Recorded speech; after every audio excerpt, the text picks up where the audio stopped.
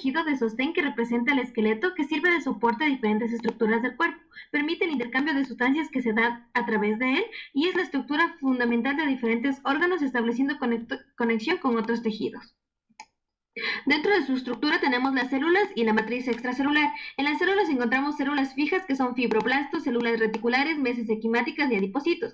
Y en las células migrantes encontramos monocitos, macrófagos, células dendríticas, linfocitos, células plasmáticas, granulocitos, eosinófilos, neutrófilos y mastocitos. En su matriz extracelular, en su sustancia amorfa, encontramos las fibras que son la base de la función mecánica. La matriz amorfa, que es el medio de sustancias entre la sangre, y las glucoproteínas. La matriz extracelular. Esta se divide en tres, que es fibras, matriz amorfa y glucoproteínas multiadhesivas. Las funciones de los tipos de tejido conectivo van a depender de las propiedades de la matriz extracelular. La matriz amorfa es el medio de transporte de sustancias entre la sangre y las células de los tejidos. Además, esta se va a dividir según sus fibras y esta va empezando por la fibra colágena, que esta se caracteriza por ser la más frecuente, se distingue como hebras incoloras de grosor variable. Además, estas fibras colágenas hay diferentes tipos, llegando hasta las fibras de colágeno tipo 28, recalcando la importancia entre la fibra de colágeno 1, 2 y 3. Las fibras reticulares son hebras finas de tejido conectivo que dan soporte a muchos órganos. Son sintetizados por los fibroblastos denominados células reticulares, compuestas por colágeno tipo 3. Las fibras elásticas forman parte de las fibras que forman la matriz celular. Tienen la capacidad de deformarse y volver a su tamaño. Se pueden encontrar en pulmones, piel, de venas y arterias y ligamentos periodontal. La morfa del tejido conectivo se encuentra localizada en todos los espacios y las hendiduras que hay entre las fibras y las células del tejido conectivo. Se compone principalmente por proteoglucanos y complejos macromoleculares de proteína y polisacáridos, aguas, sales y otras sustancias de bajo peso molecular, así como glucoproteínas multiadhesivas. En su apariencia, la matriz amorfa es muy viscosa debido al gran contenido de glucosaminoglucanos. Se extrae en la preparación de los tejidos, por la que no se distinguen los cortes teñidos con hematoxilina e eosina. Células del tejido conectivo. Existen diversos tipos de células. Estos se dividen en dos grandes grupos.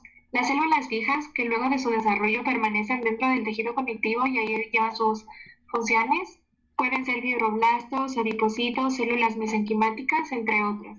Y las células móviles, libres o migrantes se originan en la médula ósea y circulan por el torrente sanguíneo para luego migrar al tejido conjuntivo y cumplir con sus funciones. Pueden ser monocitos, macrófagos y linfocitos, entre otros. Sí. Tipos de tejido conectivo. El tejido conectivo se clasifica de acuerdo a la cantidad relativa de componentes extracelulares de la matriz y de los distintos tipos de células.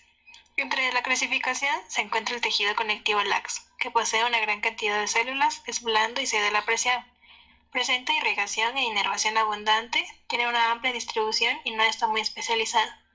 En él, las fibras se encuentran entre tejidos en forma laxa y transcurren en todas las direcciones, y se encuentra en la lámina propia de varios órganos huecos. Tejido conectivo denso. En él predominan las fibras respecto a la cantidad de células y de matriz amorfa, y se subclasifica en tres tipos. El tejido no modelado o irregular. Aquí, las fibras colágenas se encuentran agrupadas en gruesos haces entre tejidos en una red tridimensional, y las fibras son más gruesas que en el tejido conectivo laxo. Además, se encuentra en la dermis y forma cápsulas alrededor de los órganos.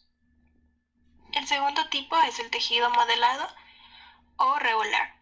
Aquí las fibras colágenas adoptan una disposición bien paralela y ordenada que refleja los requerimientos mecánicos. Es característico de las estructuras expuestas a grandes fuerzas de tracción, y entre los haces de las fibras colágenas se ubican las células con núcleos condensados alargados que forman figuras oscuras similares a puertas de vaivén. Un claro ejemplo son los tendones, que se componen por haces de fibras colágenas densamente agrupadas, dispuestas en paralelo con el sentido de la tracción, por lo que oponen una gran resistencia contra estas fuerzas. Por último, se encuentra el tejido conectivo denso elástico, que se compone de haces paralelos agrupados de fibras elásticas que se mantienen unidos mediante tejido conectivo laxo en el que se encuentran fibroblastos comunes. Algunos ejemplos son el ligamento nucal, los ligamentos amarillos de la columna vertebral, pequeños ligamentos en la laringe, por ejemplo las cuerdas vocales, en los que las fibras no son tan gruesas, órganos huecos en donde la presión de la luz es muy variable, como por ejemplo las arterias elásticas, y en ciertas fascias como la fascia abdominal superficial.